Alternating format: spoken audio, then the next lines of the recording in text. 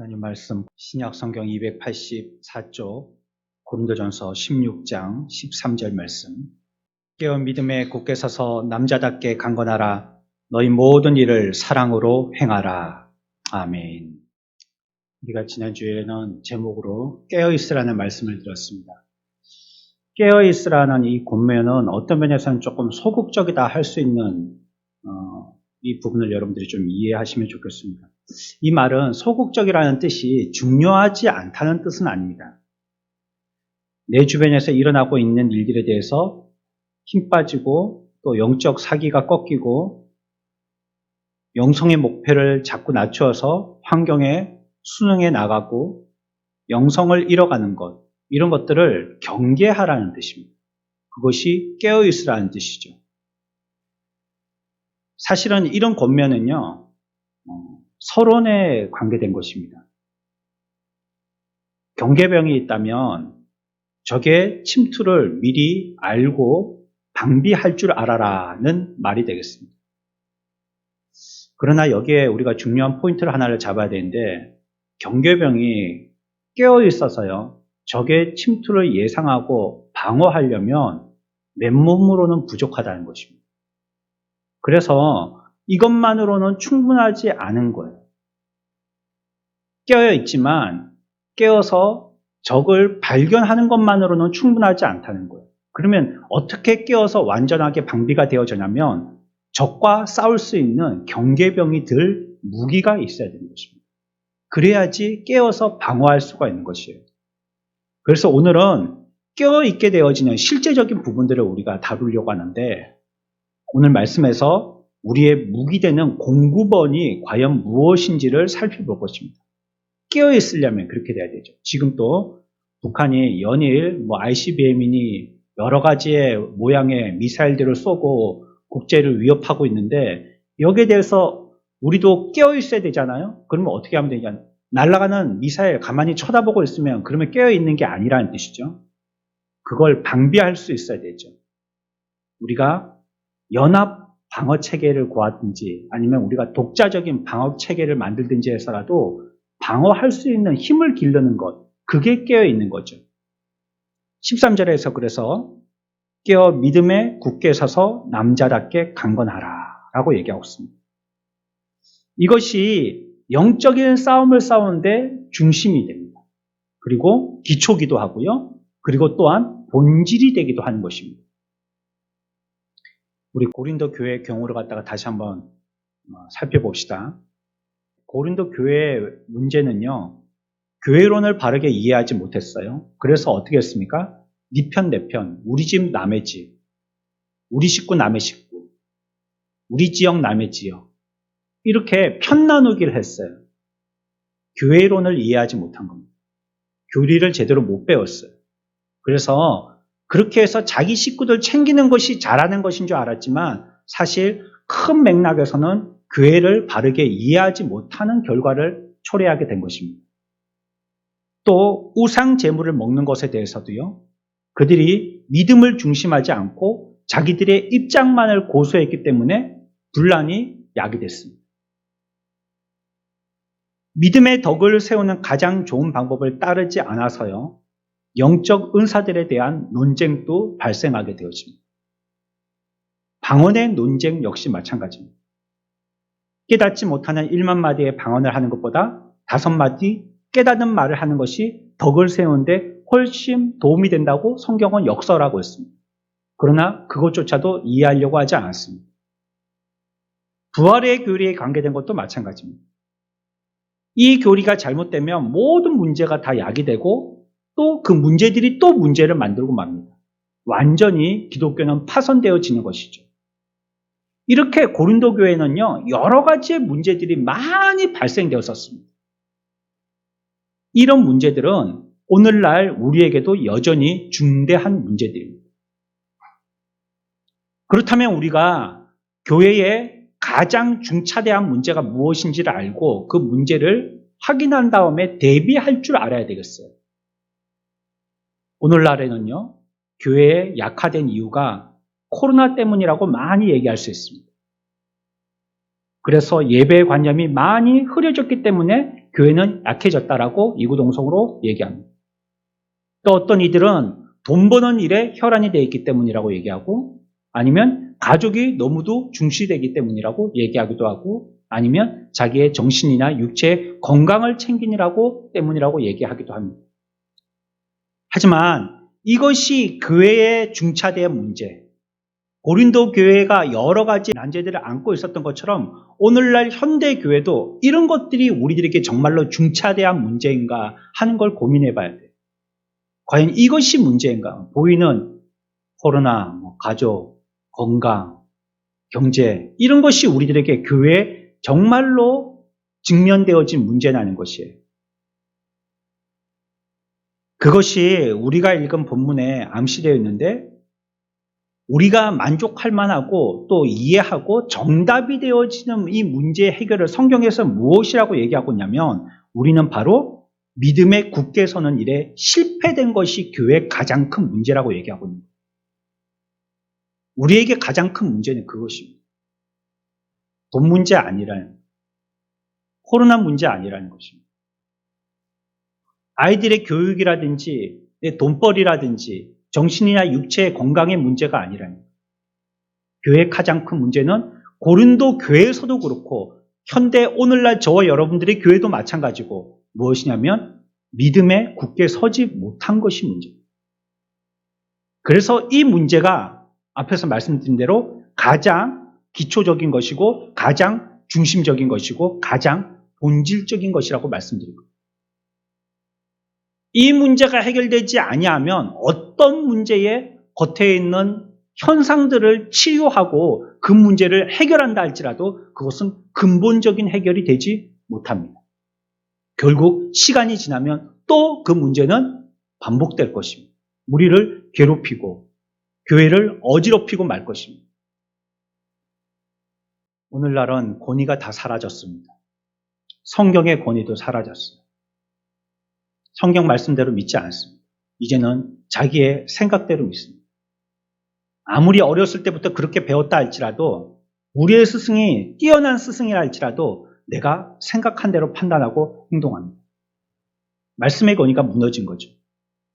강단의 권위 좀 무너졌죠. 강단이 마치 쇼하는 곳이 되어버렸습니다. 무대 배경에서부터 해서, 조명에서부터 해서, 음량에서부터 해서 목사들도 쇼맨이 됐습니다. 목회자의 그래서 권위도 떨어져 버렸죠. 그 정도를 해야 되는 것이 그분의 전문적인 분야라면 나는 이 분야에서 전문적인 분야이기 때문에 그 부분만큼은 내가 알아서 하겠다는 거예요. 교회의 권위도 사라졌습니다. 교회라는 의미가 뭘까요? 내가 필요할 때마다 가서 위안 삼고 기도하고 또 무엇인가 없을 때 구하에서 얻게 되어지는 창구처럼 여기게 되어진 것입니다. 이런 것들이 사람들이 기독교 기초에 의문을 품게 되었기 때문에 이런 문제가 발생하게 된 것입니다. 기초 없이 무엇인가를 자꾸 지어나갔기 때문에 우리 가운데에서 이와 같은 참으로도 중요한 교회의 기둥과 같은 것들이 하나씩 무너져 간 것입니다. 그 기초가 사라지면요, 결국 건물이 붕괴되고 마는 것입니다. 그러므로 우리들은 무엇보다도 가장 튼튼한 기초를 세워야 되고 가장 중요한 기둥을 세워나가야 되는데, 그것이 기독교에서는 믿음을 굳게 세우는 것입니다. 이것이 우리들에게는 가장 중요한 요소입니다. 이것이 우리들에게는 가장 튼튼히 깊이 세워야 할 기초인 것입니다. 믿음을 굳게 세우지 아니한 것은 다른 여러 문제들을 연쇄적으로 발생시키게 되는 것입니다. 그렇다면 어떻게 하면 우리가 믿음에 굳게 설 수 있는지를 생각해 볼 것입니다. 먼저는요, 첫 번째, 무엇보다도 믿음이라는 것이 실제적으로 있다는 것을 인식하는 것이 필요합니다. 우리가 지난 시간에도 배웠잖아요. 영적으로 깨지 아니하는 이유가 초자연적인 것을 사람들이 믿지 않기 때문이라고요. 천사도 없고 마귀도 없는데 영적인 싸움을 할 리가 만무하다는 것입니다. 사람들이 그걸 믿지 않으니까요, 영적인 싸움은 그냥 어떤 만화에 나오는 스토리 정도로만 생각해야지 그렇기 때문에 영적으로 무장하려고 하지도 않고 싸워서 이겨보려고 하지도 않는다는 거예요. 우리 지난 시간에 배운 것입니다. 그것처럼 우리도 믿음의 기초를 굳건하게 세우는 데는 믿음이라는 것이 실제적으로 있다는 것을 믿고 아는 것이 중요한 것이에요. 그렇지 않다면 믿음이 뭔지를 모르니 또 믿음이 그냥 뭐 상상 속에 기대되어지는 무엇인가란 어떤 뭐 영적인 감흥이라든지 어떤 영향력 정도로만 생각하고 있으니까 이걸 세워야 될지 말아야 될지 세워도 되는 것인지 아니면 없어도 되는 것인지 갈피를 잡지 못하는 거예요. 믿음이라는 것은 분명히 인식해야 될 것이 사실이라는 거예요. 이건 진리고 사실이라는 겁니다. 믿음이라는 것은 분명히 그 대상이 있고 그 믿음이라는 것은 진리로서 분명히 우리 가운데 깊이 새겨져야 한다는 것을 우리들은 인식하는 게 중요하다는 거예요. 구체적인 무엇이 있는 거예요. 믿음이라는 것은. 한마디로 딱 정확하게 정의하기는 어렵지만 또 이 믿음이라는 것은 교리의 실체가 분명히 있다는 것이에요. 그래서 사도는요, 고린도전서 11장에서 이렇게 가르치고 있습니다. 우리 고린도전서 11장 23절의 말씀 같이 읽어보겠습니다. 내가 너희에게 전한 것은 주께 받은 것이니 곧 주 예수께서 잡히시던 밤에 떡을 가지사 내가 너희에게 전한 것은 그리고 주께 받은 것이니 무엇인가 왕래하는 것처럼 보이잖아요. 또 15장 첫머리에서도 이렇게 얘기하고 있어요. 15장 1절 말씀입니다. 같이 읽읍시다. 형제들아 내가 너희에게 전한 복음을 너희에게 알게 하노니 이는 너희가 받은 것이요 또 그 가운데 선 것이라. 아멘. 너희에게 전한 것, 또 너희가 받은 것 얘기합니다. 믿음은요, 어떤 진리의 교리의 실체가 있다는 것을 얘기하고 있어요. 믿음이라는 것은 우리 생각 속에 어느 정도가 무엇이지라고 짐작할 만한 그런 안개와 같은 것이 아니라는 거예요. 교회 밖에서는 뭐라고 얘기해요? 바람 잡는 소리 한다라고 얘기해요. 우리가 믿음 생활 한다고 하면 그 사람들은 뭘 하는지 가가지고 맨날 교회에서 죽치고 앉아가지고 1시간씩 앉아있다가 오는데 구름 잡는 것, 바람 잡는 것 같은 이런 거 하고 온다고 생각하는 거예요. 그렇다면 사실 우리가 그렇지 않다라고 반박하려면 우리가 잡고 있는 것은 실체가 있는 것이라고 사실이라는 것을 얘기해야 되잖아요. 그들이 우리들에게 바람 잡는 소리 한다라고 구름 잡는 소리 한다라고 거기 가서 쓸데없는 시간 낭비하고 온다라고 얘기하는 것을 우리가 반박하려면 우리가 쥐고 우리가 갖고 믿고 있는 것이 실제라는 것을 얘기해야 되는 거 아니에요. 그렇지 않다면 그 사람들의 말에 맞는 거 아니에요. 먼저 그것을 아는 것이 중요하다는 거예요. 우리가 믿는 믿음이라는 것은 실제적인 것입니다. 바람이나 구름이 아니라는 거예요. 쥐면 손가락으로 다 빠져나가는 물 같은 것이 아니라는 거예요. 그래서 기독교를 모호하게 생각하는 겁니다. 어떤 영적인 영향력 같은 거라고 생각하는 거예요. 이것도 앞 시간에서 많이 거론했습니다. 또한 어떤 감화받는 영적인 분위기라고 얘기하는 거예요. 뉴스나 신문 같은 데서 기독교를 갖다가 선전하든지 아니면 뉴스로 보도될 때 뭐로 보여주냐면 막 열정적으로 뜨겁게 기도하는 사람들. 신비적인 어떤 모습에 휩싸여가지고 자기도 모르는 소리를 하는 사람들. 아니면 어떤 다큐멘터리나 시사 이런 프로에서 잘못된 기독교의 그러한 모난 부분들 이런 것만을 자꾸 보여주고 나타내다 보니까 교회 밖의 사람들을 교회를 갖다 그렇게 알고 있는 거예요. 정신 빠진 사람들이든지 어제 할 일 없어가지고 취미생활 하러 가는 사람들이든지 그 분위기에 취해 있는 사람들이라든지 아니면 거기 가서 무엇인가를 얻어와서 다른 사람들에게도 어떻게 해보려고 하는 사람들. 당체 나는 듣고 싶지도 않은데 옆에 계속 따라다니면서 도를 아십니까? 묻는 사람들을 이상한 눈빛으로 보듯이 우리들도 그 사람들이 우리를 볼 때에도 그런 사람들로 본다는 거예요. 지네들의 어떤 우물에 쏙 빠져 있는데 실체도 없고 가짜백이고 객관적으로 봤을 땐 정신 나간 소리를 하고 있는데 그것이 좋다고 쫄쫄쫄쫄 따라다니는 사람들. 교회 밖의 사람들은 우리를 그렇게 본다는 거예요. 근데 우리가 이 실체를 바르게 알지 못하고 그게 실체가 아니라고 우리가 생각하고 무엇인가 영향력이나 느낌이나 어떤 감흥 정도로 생각한다면 우리도 그들에게 반박할 것이 없는 비슷한 사람이 되는 것입니다.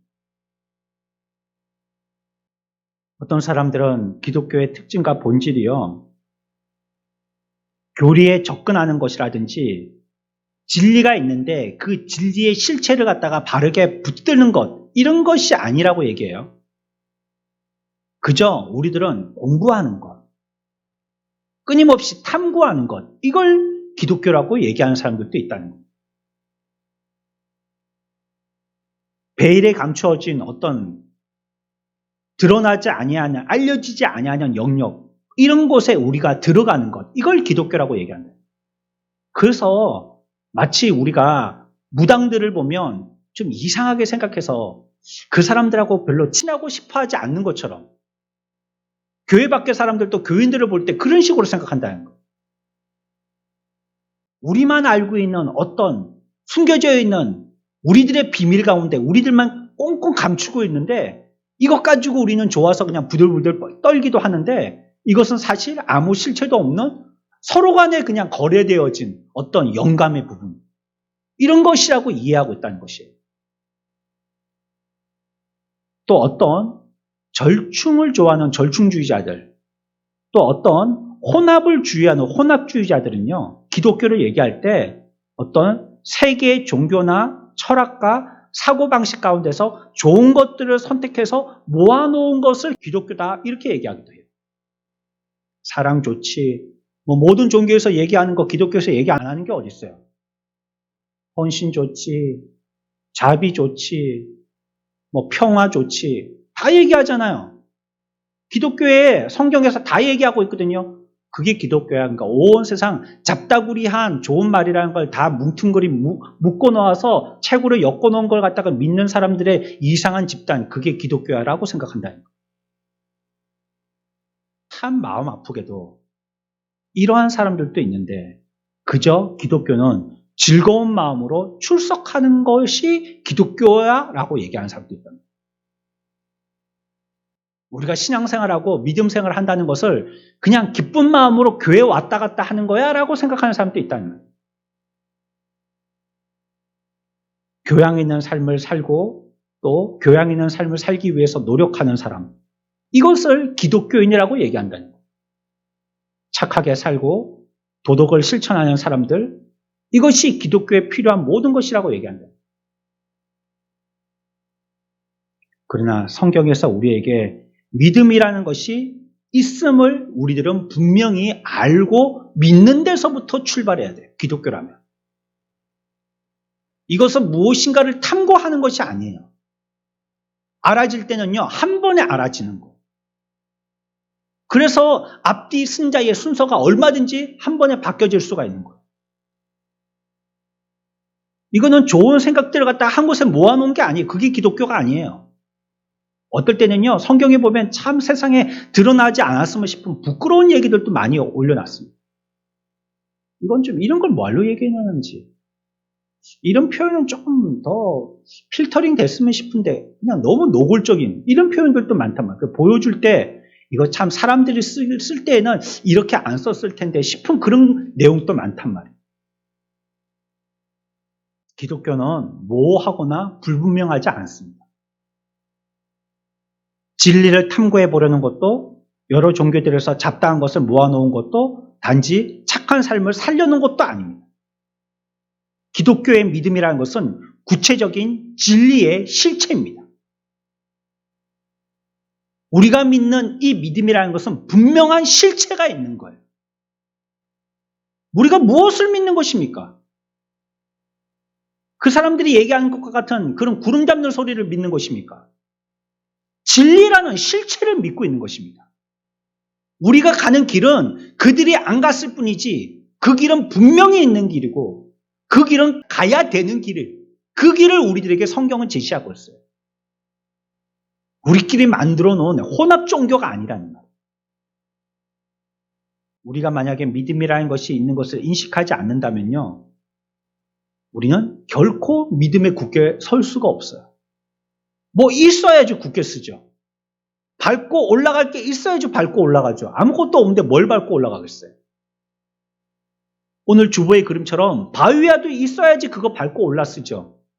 우리가 밟고 올랐을 게 모래라면 아니면 물이라면 그거 어떻게 밟고 올랐을 수가 있겠어요. 우리의 믿음이라는 것은 실체적인 거라요. 진리라는 실제적인 것을 붙들고 있는 것이에요. 저와 여러분들이 갖고 있는 이 믿음이 실제적인 사실, 구체적인 것, 우리에게 분명하고 확실한 생명이 되는 것인 줄 믿으시기 바랍니다. 믿음을 반드시 붙들어야 돼요. 그래서 이걸 붙들지 않는 사람은요, 그냥 저기 먼 외국에 나가서 안내 가이드를 잃은 거하고 마찬가지예요. 두 번째, 우리가 믿음에 굳게 서기 위해서는요, 그렇다면 믿음의 실제적인 것을 먼저 인지한다면요, 믿음이 무엇인지를 정확하게 알아야 되겠어요. 믿음이 뭡니까, 그러면? 믿음에 굳게 서라는데, 믿음에 있는지 알겠어요, 그래. 내가 인정한다고요. 그러면 믿음이 뭐냔 말이에요. 믿으라, 믿으라고 하는데, 믿음이 뭐냔 말이에요. 그리스도인들이요, 전부 다 획일적이 되라는 말은 아닙니다. 여기 전부 다 획일적입니까? 아니잖아요. 남자도 있고, 여자도 있고, 나이 많으신 분도 있고, 아이들도 있고, 지역도, 또, 학벌도, 경제적인 수준도 다 다르잖아요. 여러 사람들이 다 모여 있잖아요. 똑같은 문제에 대해서 똑같은 말을 해야 된다는 것이 아니에요. 신앙의 다양하고도 세부적인 면에서 같은 공식을 말해야 된다는 걸 얘기하는 게 아닙니다. 그렇지만 똑같이 말할 필요는 없지만요. 더 이상 기독교에서 축소할 수 없는 부분이 있는 거예요. 그것 말고는 더 이상 축소할 수 없는 마지막 하나가 있단 말이에요. 또 어떤 것은 줄여서 줄여볼 수 있지만, 그러나 더 이상 줄일 수 없는 것이 있는 거예요. 그리고 이것을 떼고 저것을 떼고 이걸 포기하고 저거 포기할 수 있지만, 기독교에서 이것은 포기할 수 없는 본질적인 것이 있는 거예요. 이거에 대해서는 다 똑같은 말을 해야 됩니다. 표면적인 부분에 대해서는 교회라고 다 같습니까? 교단도 다르고요. 교단 안에 교파도 다르고요. 얼마나 세세하게 분류되어 있어요. 이 지역에도 교회가 여러 교회들이 많잖아요. 그런데 교회마다 컬러가 다르잖아요, 서로. 똑같을 필요는 없어요. 그러나 교회에서 얘기하고 있는 믿음의 실체해야 되는 것은요, 가장 기초적인 것이고, 가장 최소한인 것이고, 가장 기본적인 것이고, 가장 본질적인 것이기 때문에 이거는 바뀌어질 수가 없다는 거예요. 이걸 다르게 얘기하면요, 그거는 교회도 기독교인도 아닙니다. 뜨겁게 찬양하는 교회가 있고 조용히 노래하는 교회가 있더라도요, 예수가 그리스도이시다 이거를 부인한다면 둘 다 교회는 아닙니다. 아무리 뜨겁든지 차갑든지 교회는 아니에요. 15장 서두에서 그 본질에 대해서 우리들에게 얘기하고 있죠. 무엇이냐면 예수에 관한 진리를 우리들에게 얘기하고 있어요. 예수. 그럼 믿음의 본질은 무엇이냐? 예수 그리스도라는 거예요. 예수 그리스도. 이것이 성경이 얘기하는 신앙입니다. 우리는 뭘 믿느냐? 이제 조금 더 설명이 되겠지만, 우선적으로는 예수가 그리스도이시다. 다시 얘기하면 예수님이 우리의 구원자이시다는 것을 믿는 것입니다. 그게 믿음의 실체입니다. 천국이 있다고 믿는다, 영적인 세계가 있다고 믿는다, 천사가 있고 악마가 있다는 것, 그런 것도 우리가 믿는다라고 표현하죠. 그런데 가장 이것도 떼고, 그러면 그것도 뗄 수 있어요. 포기할 수 있어요. 그거 설명 안 할 수 있어요. 전도할 때 누군가에게 기독교를 설명할 때 요거 설명 안 하고 수도 있고 저것도 설명 안 할 수도 있어요. 그러나 믿음에서 예수가 그리스도이심을 말 안 할 수는 없다는 거예요. 그거를 떼면 기독교 아니에요. 그거를 빼버리면 믿음의 기초를 갖다가 쌍글이 다 허물어 버린 거예요. 그러면 더 이상 얘기할 거 없어. 예수 믿고 복 받자 이런 거 쓸데없는 소리가 된다는 거예요. 예수 믿으면 병 낫는다, 죽음의 권세에서 우리는 사함 받는다, 이런 거 쓸데없는 소리가 된단 말이에요. 이런 게 설명이 될 수도 없고 설명할 수도 없는 것이 되고 마는 것입니다. 예수 그리스도는요, 하나님의 독생자신데요. 독생자라는 말은 어렵지만 이거 좀 쉬운 말로 좀 풀이하면 좋겠는데 옛날부터 썼던 말이었어요. 한 분밖에 없는 독자라는 뜻입니다. 예수님은 하나님의 독자세요. 그 뜻이 독생자라는 뜻입니다. 그런데 그분은 종교의 창시자가 아니에요. 어떤 진리를 갖다가 깨달아가지고 깨달음의 최고봉에 계신 분이 아니라는 거예요. 그분은 하늘로부터 기적적으로 이 땅에 오신 분입니다. 기적의 방법으로 이 땅에 오신 분이세요. 베들레헴에서는 사람들이 다 보는 앞에서 인간의 몸을 입고 아기로 나셨어요. 그리고 그분은 그분만이 갖고 계시는 독특한 신성을 갖고 계셨어요. 그리고 자신에 대해서 33년간 이 세상에 살면서 사역하시고 가르쳐 주셨어요. 그리고 그분은 자원에서요, 십자가를 지셨어요. 그분의 십자가에서 죽는 것은 하나님의 아들이 세상의 죄를 짊어지신 것이다라고 말씀해 주셨어요. 우리 성경을 한번 찾아봅시다. 고린도 후서입니다. 이제 5장 19절과 고린도 후서 5장 21절 두 부분을 읽어보도록 하겠습니다. 5장 19절서부터 읽습니다. 읽읍시다. 곧 하나님께서 그리스도 안에 계시사 세상을 자기와 화목하게 하시며 그들의 죄를 그들에게 돌리지 아니하시고 화목하게 하는 말씀을 우리에게 부탁하셨느니라. 하나님이 죄를 알지도 못하신 이를 우리를 대신하여 죄로 삼으신 것은 우리로 하여금 그 안에서 하나님의 의가 되게 하려 하심이라. 아멘. 신약 성경에서는 분명히요, 그분이 무덤에 장사되었고요, 또 3일 만에 사망의 줄을 끊고 무덤에서 일어나셨다라고 얘기하고 있어요. 부활하셔서요, 사람들에게 자신을 나타내 보이시고요, 하늘로 올라가셨고요, 지금은 하나님 우편에 계신다고 얘기하고 있어요. 이걸 많은 사람들이 확인한 거예요. 확인한 것을 역사적으로 기록한 거예요. 그걸 저자들이 지금 옮기고 있는 거예요. 뿐만이 아니라 그분이 승천하시면서 이 땅에 약속하신 성령님을 보내주시겠다라고 했어요. 그리고 성령이 이 땅에 오셨어요. 이것이 성경에서 얘기하고 있는 진정한 메시지예요. 이거 얘기하려고 하는 거예요. 우리는 언제부턴가 이 중심되어지고 기초적인 것, 가장 중요한 기둥되어지는 것, 이거는 설명 안 하고요. 뭐 예수 믿고 복 받는다, 병 낫는다, 출세한다, 합격한다, 이런 것만 맨날 따지고 있는 거예요. 이 믿음의 실체를 잡고 있지 못한 겁니다.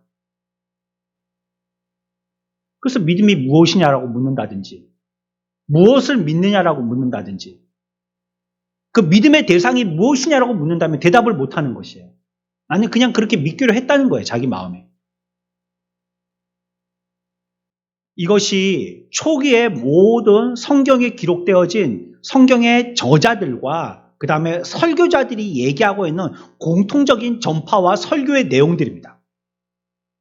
신약 성경을 다 읽어보십시오. 설교자들이 뭘 얘기했는지. 예수가 그리스도 그겁니다. 그거 얘기했어요. 뭐 아까 얘기했던 고린도 교회에서 이 문제는 이렇게 해결해라, 저 문제는 저렇게 해결해라. 그거 본질적으로는 예수가 그리스도 그거 얘기하다 보니까 그거 나온 겁니다. 그거 얘기하다 보니까 교회가 나오게 됐고 그 교회를 얘기하다 보니까 교회 문제가 나오게 된 거예요. 본질은 예수가 그리스도이시다. 이걸 얘기해야 되는 거예요. 우리 오늘날 뭐 믿고 있냐는 거예요. 목사 얘기 믿고 있는 것입니까? 여러분들의 신념을 믿고 있는 것입니까? 어디에 유명한 저자가 썼던 그 글, 한 글귀, 그거 여러분들이 믿고 계신 것입니까? 아닙니다, 우리는. 예수가 그리스도이심을 믿고 계신 거예요. 우리의 구주는 예수 그리스도밖에 없고 그분의 나심과 죽으심과 부활하심과 이 땅에 지금도 성령으로 함께 하심과 우편에서 우리를 위해서 기도하고 간구하고 계심과 다시 오심을 믿고 있는 거예요. 이게 우리가 믿고 있는 실체라는 거예요. 그래야지 그것을 알고 믿음의 반석 위에 굳건하게 설 것 아니에요. 어떻습니까? 모르니까 못 쓰는 거예요. 믿음에 뭘 믿어야 될지도 모르겠으니까 그냥 뭐 지난번에 생각했던 것만 아니면 내가 지금까지 믿어왔던 내 마음의 어떤 심정이나 정서 이런 것들을 생각하다가 이것이 틀어지거나 기분 나쁘거나 그러면 에라 헌시짝 버리듯이 그냥 버려버리고 새 거 심는다는 생각 가지고 뭐 다른 걸 또 행동을 취하게 되는 거예요.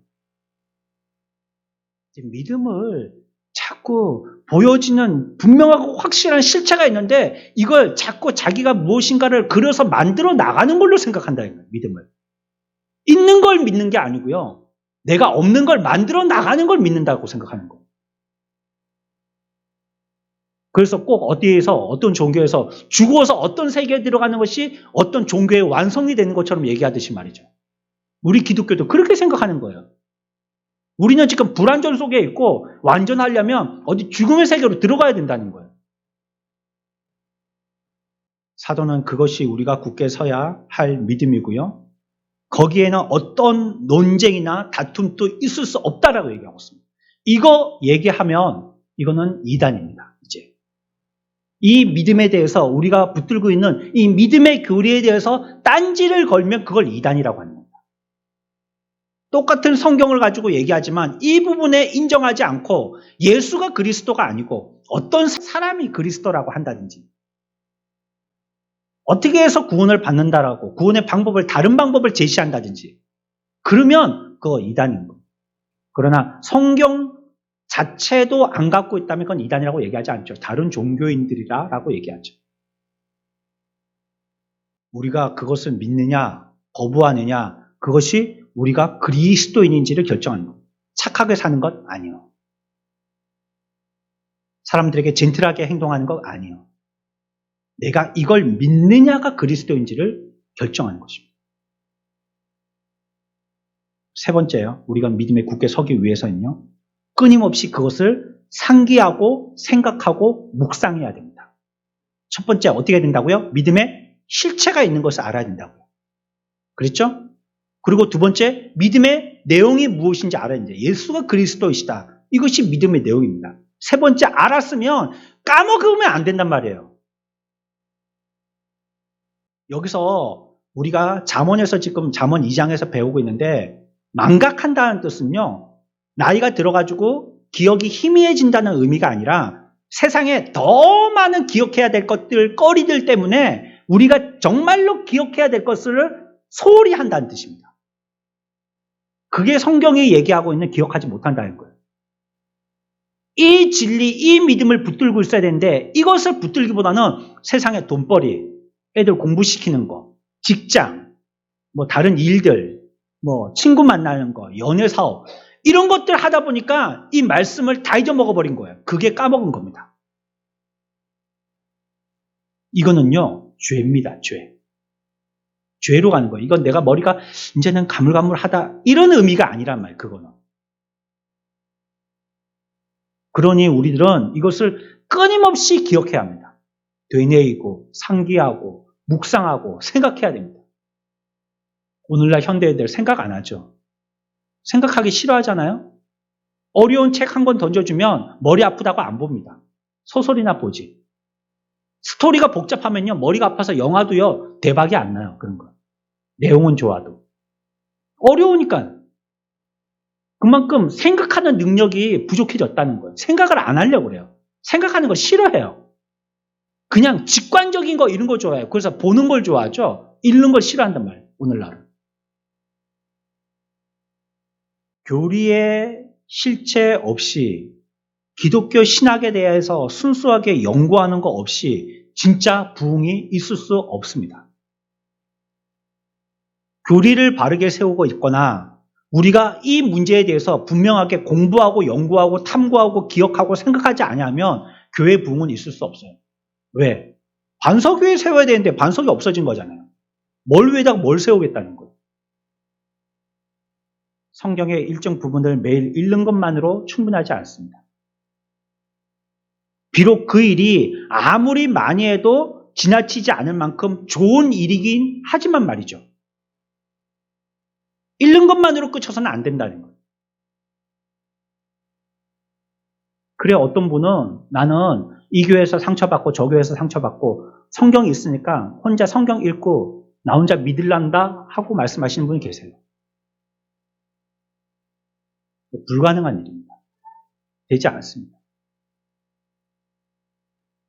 우리는 신학의 조직적인 연구로 돌아가야 됩니다. 그래서 교회마다 조직 신학을 가르치는 겁니다.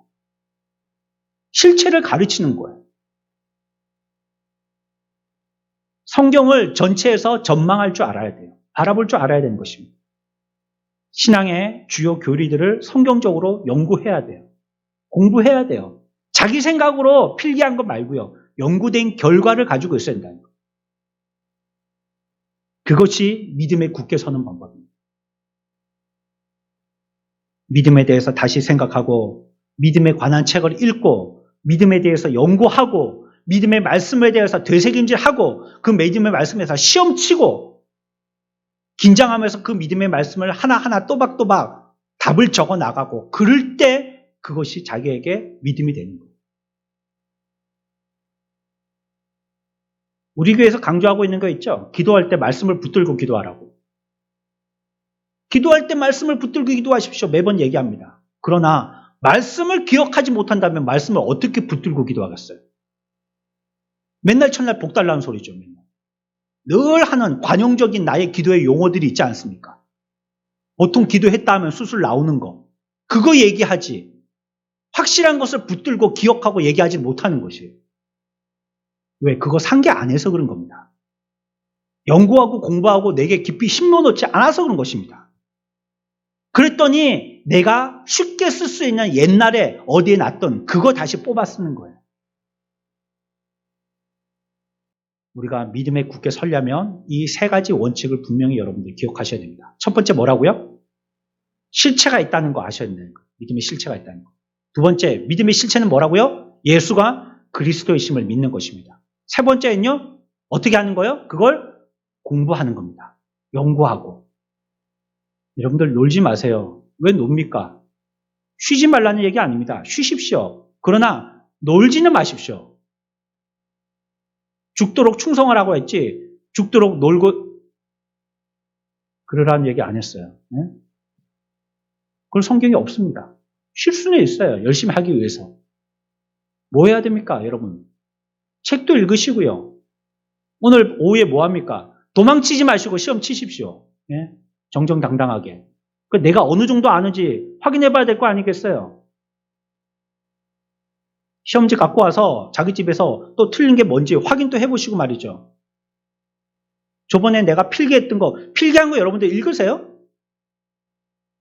여러분들이 필기한다면 그거 보셔야지 되는데 그걸 갖다가 여러분들이 어디 전쟁에서 이겨가지고 싸워서 취득하는 어떤 물건 갖다 노획물 얻듯이 그 그냥 보관해가지고 그냥 우리 책꽂이에만 꼽아놓고 계신 건 아니시죠? 보셔야지요. 그래서 비교도 해보시고 뭐가 틀렸는지. 어떤 부분에서 내가 이렇게 하면 살짝 실수할 수 있겠구나 아셔야지요. 짧게 그러면 우리가 왜 믿음에 굳게 서야 하는지 살펴보고 마치겠습니다. 아까는 믿음에 굳게 서게 되어질 원리를 말씀드린 것입니다. 어떻게 하면 되는 것인지. 근데 지금은요, 왜 해야 되는 것인지, 왜 믿음에 굳게 서야 되는 것인지 살펴보겠습니다. 첫 번째는요, 우리의 구원이 여기 달려있기 때문이에요. 우리의 구원이 믿음에 굳게 섰느냐 안 섰느냐 여기 달려있는 것이에요. 다른 거 아니에요. 고린도전서 15장 1절 2절입니다. 같이 읽읍시다. 형제들아, 내가 너희에게 전한 복음을 너희에게 알게 하노니 이는 너희가 받은 것이요 또 그 가운데 선 것이라. 너희가 만일 내가 전한 그 말을 굳게 지키고 헛되이 믿지 아니하였으면 그로 말미암아 구원을 받으리라. 아멘. 분명히 여기 얘기하고 있잖아요. 제가 지금 딴소리 하는 게 아니죠. 2절 보십시오. 너희가 만일 내가 전한 그 말을 굳게 지키고 헛되이 믿지 아니하면 그로 말미암아 어떻게 된다고요? 구원받는다는 거예요. 그러니까 우리가 이 믿음을 지키고 기억하지 아니하면 구원 못 받는다는 소리입니다. 구원은 여기에 달려있기 때문에 그래서 우리는 믿음에 굳게 서야 되는 것입니다. 두 번째, 믿음에 굳게 서야 될 또 다른 이유는요. 성령님이 인정하시는 게 믿음밖에 없어요. 성령님은 우리의 뭘 보시냐? 믿음을 보신다는 거예요.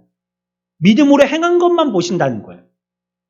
뭐 세상적으로 내가 뭐 어떻게 훌륭한 업적을 남겼다, 훌륭한 사람이다, 돈 많이 벌었다, 뭐 명함을 쭉 써보면 엄청나게 막 뒷페이지까지 넘어갈 정도다.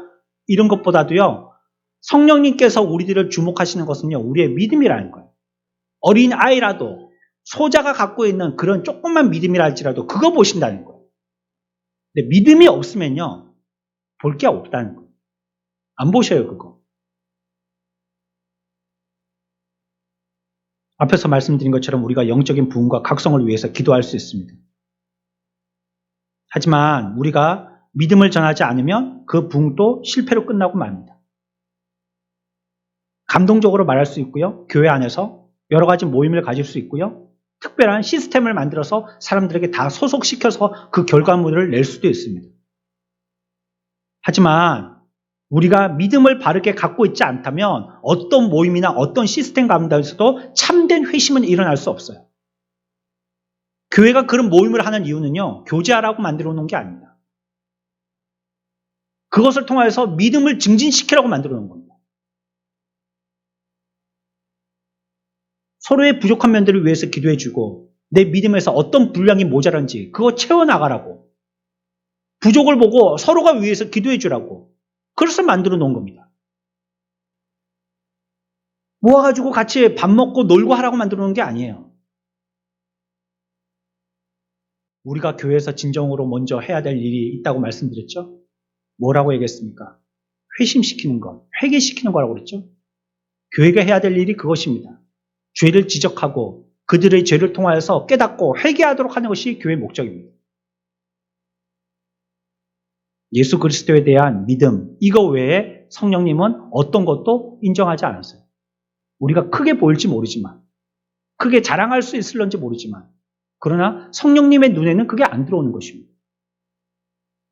부모 눈에는 자식만 보이듯이, 학교할 때 교문 밖으로 우르르 쏟아져 나오는 아이들이 수십 명, 수백 명이라 할지라도 부모의 눈에는 자기 아이만 보이듯이, 성령님은 믿음으로 행한 것만 보신다는 거예요. 나머지는 전부 다 거름망 밑으로 다 빠져나가는 겁니다.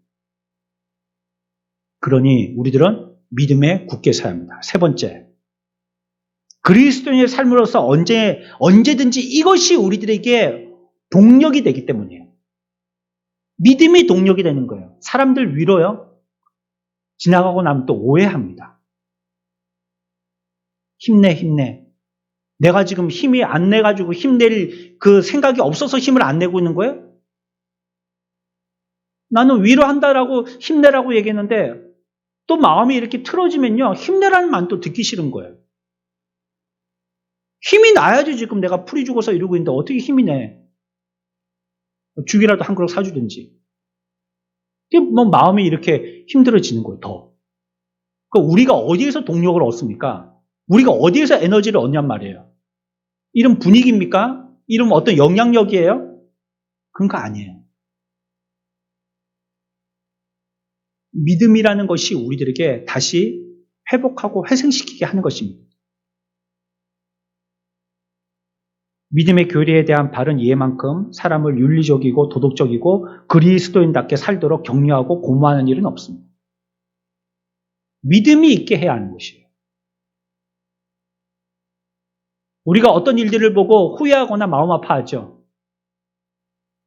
우리에게 가장 큰 문제가 뭐라고 했어요? 고린도 교회 문제를 얘기하면서. 믿음이 없는 것이 문제입니다. 내가 믿음을 가르치지 못했구나. 저의 잘못이 아니고 가르치지 않은 내 잘못이구나. 그는 지금 돈이 없어서 아우성이지만 사실 그에게는 가장 절실한 것은 돈보다 믿음인데, 우리가 그런 것들을 생각해야 된다는 거예요. 우리가 왜 선한 삶을 살아야 됩니까? 왜 많은 사람들이 가지 않은 좁은 길, 채찍 맞으면서 가시밭길, 좁은 길로 외롭게 가야 됩니까? 우리들은 믿음으로 사는 것입니다. 믿음의 길을 가는 것입니다. 그것이 하나님 앞에 설 때에 그리스도의 공로에 호소할 수밖에 없다는 것을 우리들은 믿게 되어지고요. 그 삶이 우리들을 그와 같이 다시 회복시키고 가던 걸음을 멈추었던 발을 다시 움직이게 만드는 것입니다. 감정, 거짓된 게 많습니다. 또 사탄 마귀가 속이는 방법으로 쓰기도 감정을 많이 활용합니다. 믿음의 교리를 붙들고 계시지 아니하시면 우리들은 또 언제 추풍낙엽이 될지 모릅니다. 요한일서 3장입니다. 함께 읽습니다. 주를 향하여 이 소망을 가진 자마다 그의 깨끗하심과 같이 자기를 깨끗하게 하느니라. 이 소망을 가진 자마다 말이죠. 그런 믿음에 대한 소망이 없이는요, 우리들이 도덕적이거나 윤리적이거나 선한 사람이 될 수 없는 것이에요. 교회에서 어떤 사람이 제일 예쁩니까? 어떤 사람이 가장 칭송받아야 될 사람이에요? 어떤 사람이 가장 귀염받아야 될 사람이에요? 믿음 있는 사람입니다. 믿음 있는 사람. 모자르고 부족하고 연약해 보여도 믿음 있는 사람은 그렇게 예뻐 보이는 거예요. 왜? 우리들도 하나님의 형상으로 지으심 받았거든요. 그래서 우리도요, 하나님이 보시는 안목으로 볼 수 있게 되어진 거예요. 이제. 어깨에 힘주고 돈 많아가지고 내가 밖에서 사자 붙어 있는 사람인데, 예, 그런 사람도 믿음이 있으면 인정받아야 되겠죠. 그러나 그것만이 우리들에게 인정은 교회에서는 그렇게는 안 돼요. 세상에서는 모르겠는데 교회에서는 그렇게 안 돼요. 그러니까 선거하면 딱딱딱딱 떨어지는 거예요. 자기는 당연히 다 될 줄 알았는데. 교회 사람들도 보는 눈이 있거든요. 믿음이 있는지 중직자를 뽑을 때 그거 보거든요. 돈 있냐 없냐 그걸 보는 게 아니거든요. 믿음 있느냐를 보거든요. 사람들도. 자기는 능히 될 줄 알았는데 자꾸 떨어지니까 시험을 받는 거예요. 네 번째입니다. 믿음에 서야 될 중요한 이유는요. 이것이 우리들에게 선교에 대한 자극이 되기도 합니다. 우리가 바른 믿음을 가지고 있고 영혼에 관심을 갖게 되어지는 것은요. 내가 그들을 하나님의 바라보시는 눈으로 보는 것입니다. 열정을 가지고 선교할 수 없어요. 그래서 그 사람의 믿음이 있어야 됩니다. 젊은 청년들이 어디 한번 여행을 하고 와가지고 내가 선교사가 돼야 되겠다고. 예, 그거 좋습니다. 그런 불을 갖다가 자꾸 지피다 보면 큰 불이 일어나겠죠. 그러나 무엇보다도 그에게는 기본적인 체력이 준비되어야 되는데 그게 믿음이에요. 열정은 시간 지나면 사그러들 수 있어요. 근데 이 믿음이 우리를 계속적으로 선교의 문으로 나가게 하는 것입니다. 우리가 태신자를 작정하고 그들을 복음으로 인도하지 않습니까?